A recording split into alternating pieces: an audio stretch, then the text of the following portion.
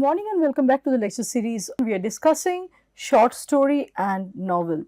So, as a continuation from our earlier discussion, we see that with a subjective understanding of reality, themes that become central to the modern story are alienation and quest for identity. This is actually a symptom of the modern period, and we see the same reflection, a similar reflection in the genre of novel too, right? At the heart of all artistic works, all writings, there is the question of existence, finding one's own existence, and the core question remains, who am I?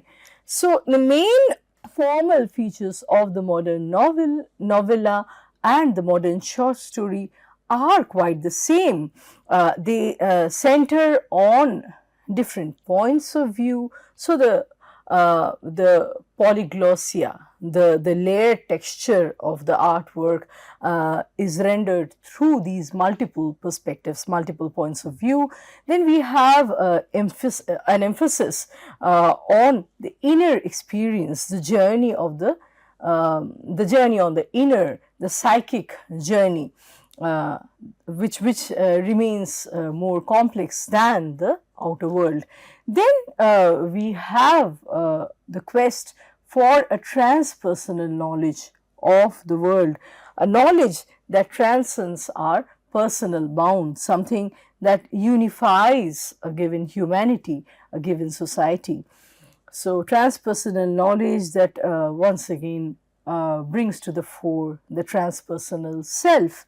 And then both the novel and the short story seek the process of transformation of several elements from the traditional plot.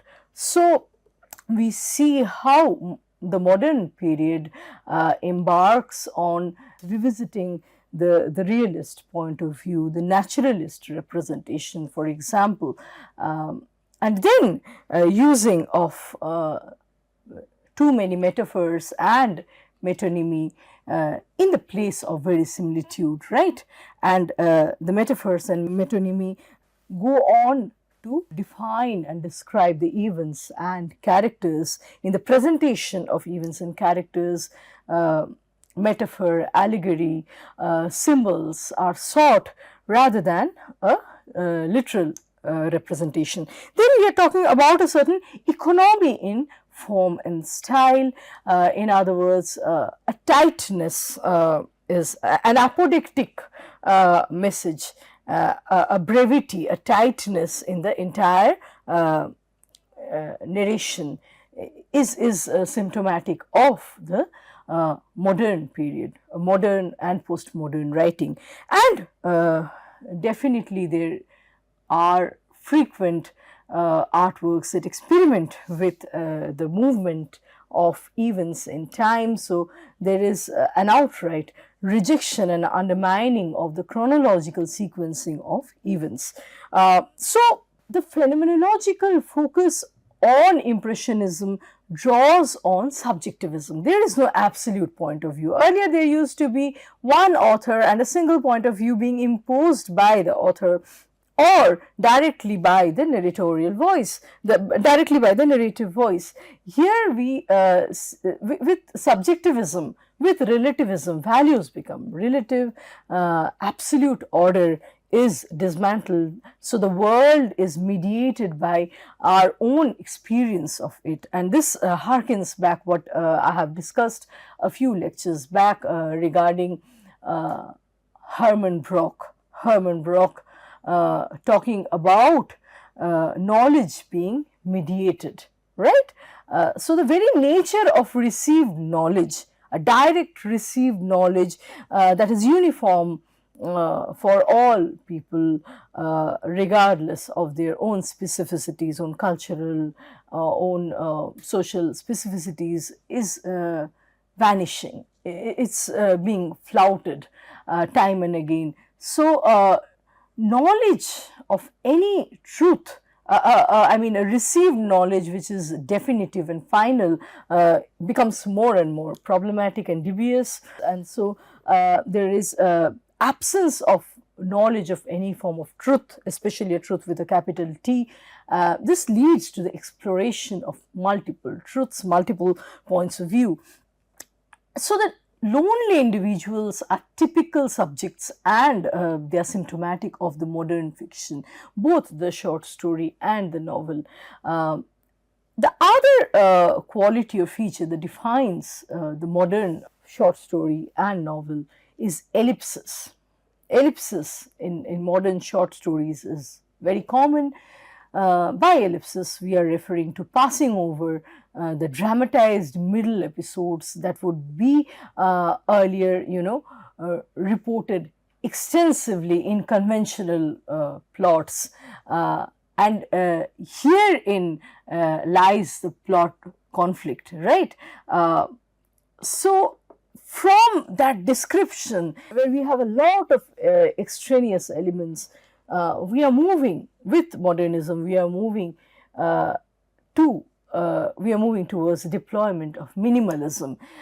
So, a lot of modern works begin in medias res without any introduction.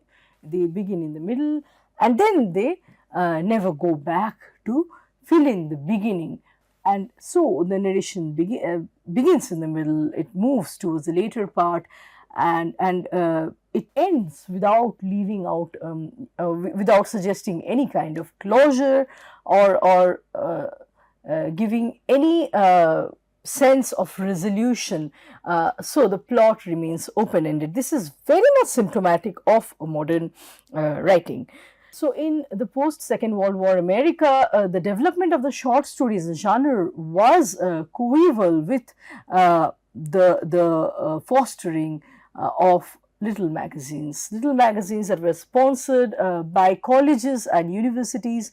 Some of these little magazines are the Virginia Quarterly, started first in 1925. We have the Southern Review in 1935, the Kenyan Review in 1939, and so forth. All of these little magazines were responsible for the growth of the new critic school, new criticism, a formalist movement in literary theory that dominated the American literary tradition in the mid-20th century. New criticism emphasizes close reading of a text, particularly of poetry, in order to discover how a work of literature functions as a self-contained, self-referential aesthetic object, and the organization of a literary work is on the inner, that the organization, the meaning comes from within and not from without, not from social, cultural, economic, historical categories, not from the biography of the author, but meaning, as new critics would go on to say, meaning emerges from the form itself. The form, the stylistic devices exude meanings in themselves. They are meanings in themselves. They can give us the central message or the central essence of an artwork. So we see there are theorists such as Robert Penn Warren, Clean Brooks, Catherine Annie Porter, who are products of the new criticism school. We have examples such as Melville's short story Bartleby, which first appeared in a magazine called Putnam's, which appealed to a small readership that was intellectual and that was politically liberal.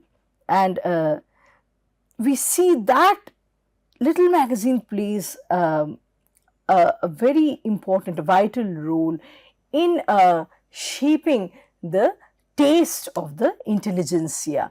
So, for example, with Melville's Bartleby, there is a moving away from the sentimental rhetoric. Now, The nature of the relationship between novel and short story has changed over the time. Whereas the 18th century short story would consistently treat the same subject as that of the novel, the modern short story has a trend to divert from the novels 1960s onward, and we see that novel is adopting elements of travelogue, for example, reporting, whereas the short story remains a pure fictional tale. Now, having said that, this is an understanding I must put in parenthesis as an afterthought or as an addition, that this is, however, the view of a few critics.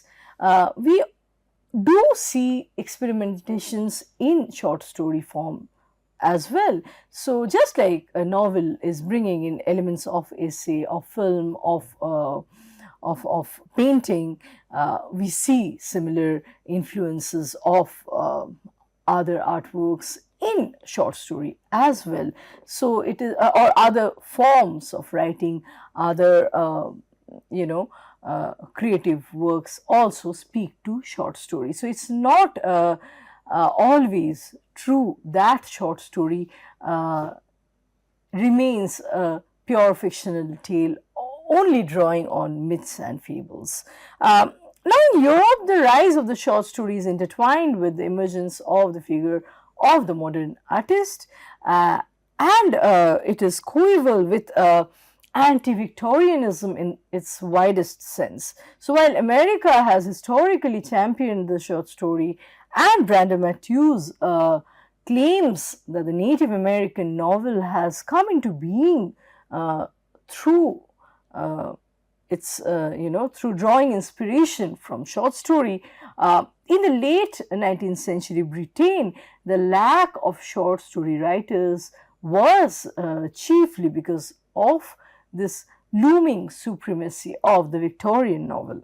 So Thomas Leach says that short story as a form had an impact on American authors to an extent that many American novels assume the form of story novels. So novels went on to metamorphose into a new form, drawing largely on short stories and becoming thereby story novels. So the story novels, we see the short story culture caught on England as a result of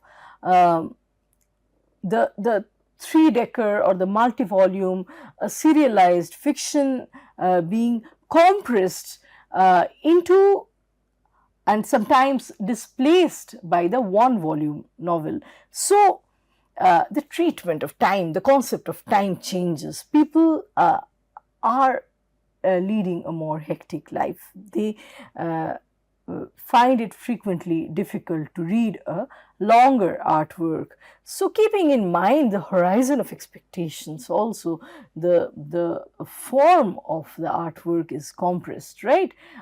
Through this process of compression, there is a looking for brevity. The aesthetics of short stories, a genre, attracts the interests of critics and narrative theorists from the 20th century. So we have formalists such as Boris Eichenbaum, we have Viktor Shklovsky, we have structuralists such as Vladimir Propp, and structural anthropologists such as Claude Lévi-Strauss, right? Frank O'Connor states that the short story never had a hero as such. Short story rather deals with and centers on, pivots on the lonely voice of the outlawed figures, and hence the protagonists are frequently parts of a submerged or a marginalized population. In the line of O'Connor, Mary Louise Pratt would also say that a short story can be best linked with regional, gender and political marginalization, with people that are plagued with a sense of exile and existential isolation. and the form finds its voice in emerging national literatures and in the process of decolonization. Claire Hansen says that the form expresses the repressed knowledge of a dominant culture. So, a knowledge that is not part of the mainstream, a knowledge that is not talked about too much in the society, that does not belong to the opulent, to the powerful, comprises the body, the content of the short story to a great extent. So, generic considerations of the short story focus on its split allegiances to the narrative and the lyric. So, we have in parts elements of novel as well as elements of poetry being wedded into the short story, right? The short story shares with the novel the medium of prose, and yet it also makes use of poetry's metaphorical language and it's the poetry's strategies of indirect references, indirection and suggestion. So, although the novel and the short story resort to the same prose medium, their artistic methods are very different. More stylized than the novel, the short story tends to distort everyday reality or at least break away from everyday reality more than the long form narratives do.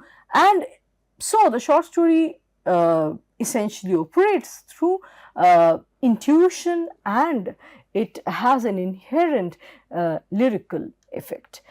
In fact, lyricism is an inherent, like I said, an intrinsic feature that derives from the tension and intensity of the short story form. I have spoken about the effect of jolt or shock and the role of the bizarre in the short story form. And this is present even in the most realistic short stories. So, short story cannot be only about the prosaic, the humdrum, the mundane. It has a very limited, condensed scope within which it can play. So, it has to make use of that jolt that shakes the reader off her feet, or that is able to grasp or to rivet the reader's attention in a very quick period and very quickly and very rapidly, very promptly. Georg Lukács notes that unlike the novel, which basically has a more public vocation, the short story remains comparatively more romantic, individualistic and intransigent. Most of the times it does not give in to the public vocation. It is mostly, the affair of a lonely voice, the marginalized, the exile. Eichenbaum notes that the novel and the short story are not only different in kind but also inherently at odds. Now, different critics have their own take, own understanding of these two forms. Some would say that the two are at odds. We have already discussed a few of such critics who say that the short story, the novel happens to the disadvantage of the short story. The novel is only elaborating too many extraneous, too many unnecessary details that can be done away with, and so they are in favor of the short story form. And then the critics that are more comfortable with the genre of novel would go on to say that the novel is not only about the bare skeleton, the storyline, but it has the highest scope to play with characters, to play with perspectives due to the greater time space that it can assume. And hence, the same question the story is also dealing with, the question of existence, can be can be in fact dealt better in the novel, right? So while the short story is frequently seen as a fundamental elementary form, the novel remains the syncretic form, a form that is bringing in, you know, the opposites. It is bringing in views that are traditionally seen as polarized, characters that contrast each other, that can be seen as juxtaposed to one another. This scope of playing with themes, playing with the story, and making thereby a more layered, a more nuanced plot is not available to the short story. The discrepancy between the short story and the novel is marked by the essential disparity between short and long form.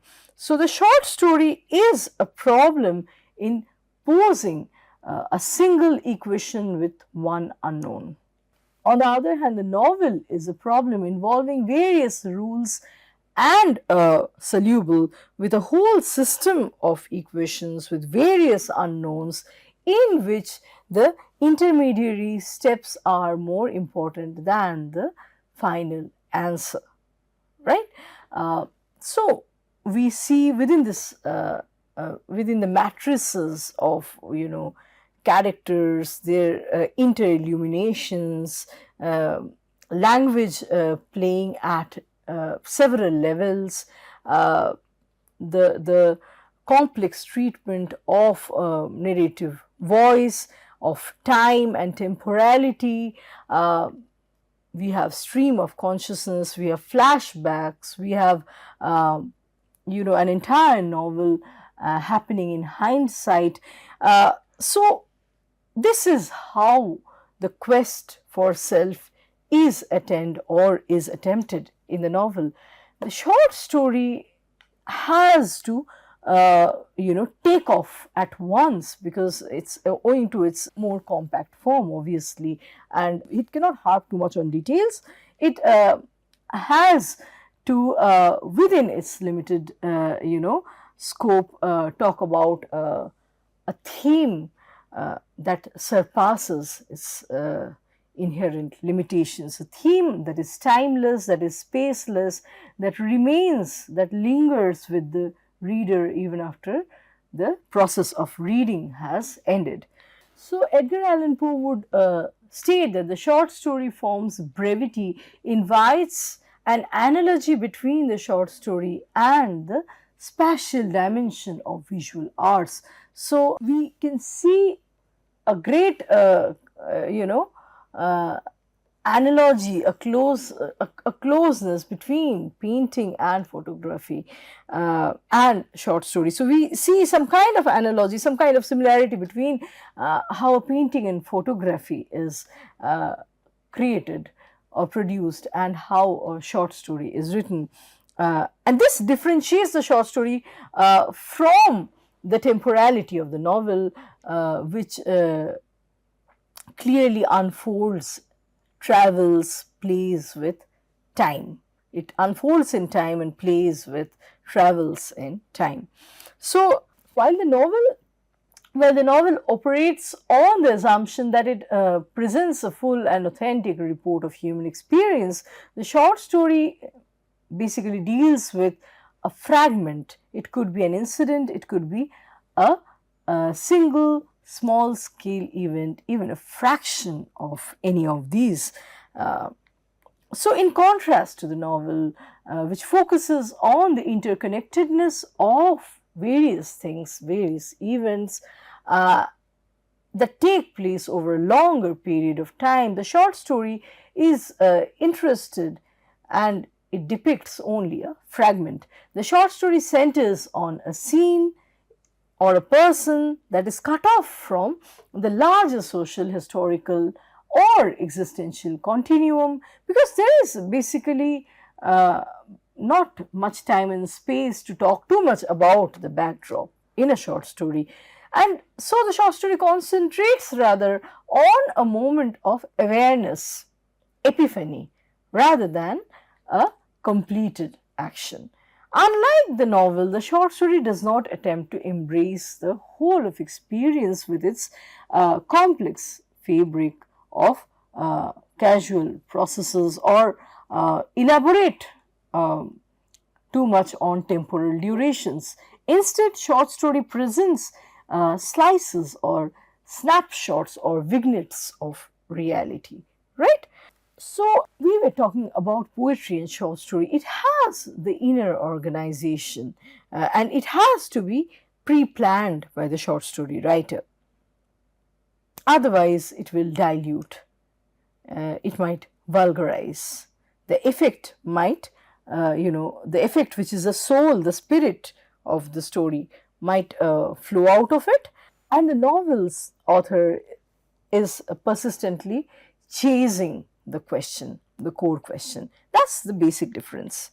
So Raymond Carver argues that the short story offers only a glimpse that given life turns into something that illuminates the moment, and so it acquires further ranging consequences and meanings. So the short story might stop, but the imagination persists. The imagination, a good short story is marked by the feature of keeping the reader to crave for more. That is one of the chief features of a good, a successful short story, because a form needs to be imposed on the short story. It ends, but the thinking process, the reader's thinking and analyzing lingers beyond the form of the short story, right? It leaves a further ranging, the meaning of or the consequence of that story is far broader. It encompasses much more than the story in its physical form does, right? So its effect is all encompassing. The meaning that it is exuding is something so timeless, that something so immediately identifiable, and that is the sign of a good story, basically. So the short story writer's task precisely comprises in investing this glimpse with all that is in his power. We are once again going back to words, keywords that I have used in my earlier lecture: intensification, condensation, distillation, telescoping. These are some of the words that that define the quintessential short story. Moreover, the moment of short story, which is plucked out of the flow of time, it's outside of time, and it seeks meaning beyond the continuum and the particular. This glimpse, revelation, or flash, to use the Gaudimer's terms, strives towards something that is more general and universal, something that is left unstated by the story itself, and something that appears to be incommunicable. So this theme is atemporal, a theme that we have carried with us almost always, right? And so it's almost, it reminds me of the primordial image, the concept of primordial image. When we see an experience, when we experience something on the outside, it directly addresses something that we have been carrying along inside of us almost since birth. It has been there innately in us. It's the effect of the primordial image almost, where the inner and the outer resonate, they echo, and the effect is large. That effect is much larger than the short story in its physical form, right? There is a kind of resonance where what is on the inner reflects on and echoes with what is on the outer, right?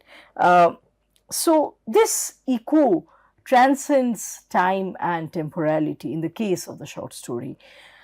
So Julio Cortázar discusses the difference between the novel and the short story through the metaphoric comparison of photography and motion pictures. So, when we are talking about short story, we are thinking about a still photograph. On the other hand, novel is closer to motion pictures. So, Cortázar has pointed out that the novel develops on paper in the course of writing, in the course of the time that it takes to read it.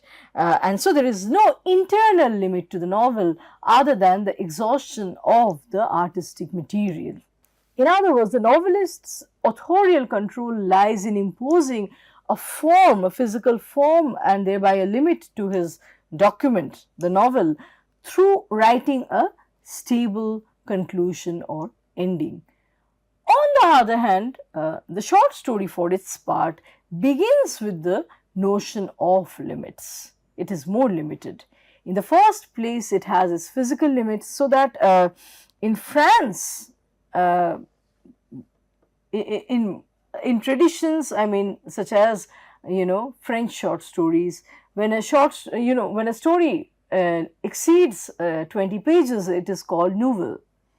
So in France, they are very particular about where a short story stops and a novel begins. When a short story exceeds 20 pages, it is rather called a novel, something that is between a short story and a full-length novel. With this, I am going to conclude today's lecture, and let's meet again with another round of discussions in the following lectures. Thank you.